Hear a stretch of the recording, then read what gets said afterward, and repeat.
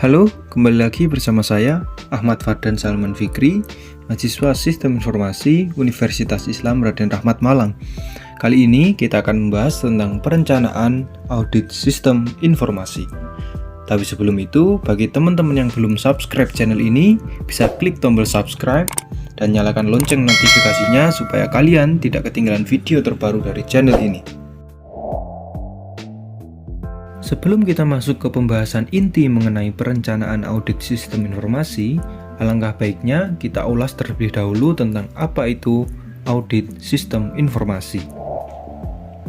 Audit sistem informasi merupakan proses pengumpulan data dan penilaian bukti-bukti untuk menentukan apakah sistem komputer dapat mengamankan aset, memelihara integritas data, dan dapat mendorong pencapaian tujuan organisasi secara efektif menggunakan sumber daya secara efisien.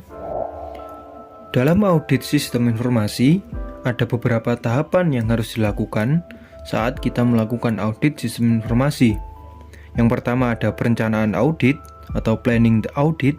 Yang kedua ada pengujian pengendalian, test of control.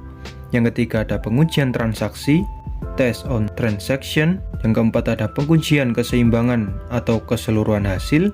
Yang kelima ada penyelesaian dan pengakhiran audit. Dari beberapa tahapan ini, kita tidak akan membahas semua di video ini. Yang akan kita bahas di video ini adalah tahapan awal, yaitu perencanaan audit atau bisa disebut planning the audit. Perencanaan audit sistem informasi merupakan tahapan awal yang harus dilakukan seorang auditor saat melakukan audit sistem informasi. Tahap ini merupakan tahapan yang menentukan bagaimana proses audit itu akan berjalan. Dengan perencanaan yang matang, maka auditor akan dipermudah saat melakukan proses audit sistem informasi. Pada tahap perencanaan audit, ada beberapa langkah-langkah yang harus dilakukan. Untuk langkah pertama, yaitu mengidentifikasi proses bisnis dan teknologi informasi dari klien. Pada tahap ini, auditor dapat melakukan pemahaman proses dan teknologi informasi perusahaan yang diaudit. Hal ini dapat dilakukan dengan cara mempelajari dokumen-dokumen terkait perusahaan, baik berupa profil perusahaan, prosedur standar operasi, kebijakan, prosedur portofolio, arsitektur, dan aplikasi sistem informasi. Auditor dapat mencari informasi apakah sebelumnya perusahaan telah melakukan proses audit atau belum. Apabila pernah dilakukan audit, maka auditor perlu mengetahui dan memeriksa laporan audit sebelumnya. Yang kedua, yang merupakan tahapan perencanaan audit sistem informasi, yaitu menentukan ruang lingkup dan tujuan audit. Proses ini adalah proses di mana auditor mengidentifikasi ruang lingkup dan tujuan yang berhubungan dengan kebutuhan audit, kontrol akses sistem informasi. Ruang lingkup audit kontrol sistem informasi tidak hanya pada sistem informasi yang ada pada perusahaan, tetapi juga berdasarkan keamanan dan memanajemen seluruh kemungkinan kelemahan informasi yang dapat dimungkinkan berasal dari faktor luar. Langkah yang ketiga yaitu menentukan metode dan membuat proposal ke perusahaan klien. Setelah seluruh perencanaan telah selesai dibuat, selanjutnya perencanaan yang dibuat di awal tadi dituangkan ke dalam proposal yang langsung diberikan oleh pihak perusahaan.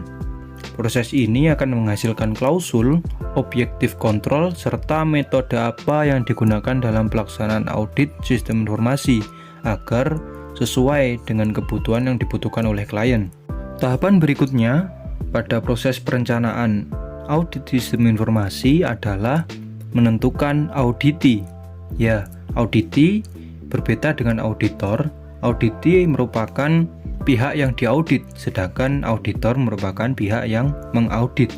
Langkah yang dilakukan yaitu memilih audit berdasarkan klausul yang telah ditetapkan. Ya, menurut ISACA, klausul tersebut dibagi menjadi 4. Yang pertama ada responsibility, yaitu bagian yang bertanggung jawab atas pekerjaan yang dilakukan. Yang kedua ada accountable, yaitu bagian yang bertanggung jawab untuk setiap aktivitas, kualitas, dan akhir dari proses.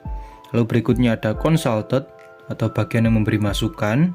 Nah, yang keempat ada inform, yaitu bagian penerima informasi tentang proses eksekusi dan kualitas. Untuk tahapan yang kelima pada perencanaan audit sistem informasi yaitu menentukan jadwal audit.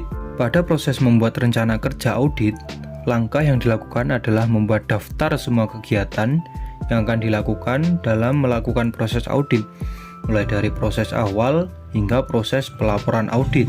Tahapan terakhir pada proses perencanaan audit sistem informasi adalah membuat pernyataan dan pertanyaan. Dalam hal ini, auditor akan memberikan pernyataan berdasarkan kontrol keamanan dari klausul yang ditentukan.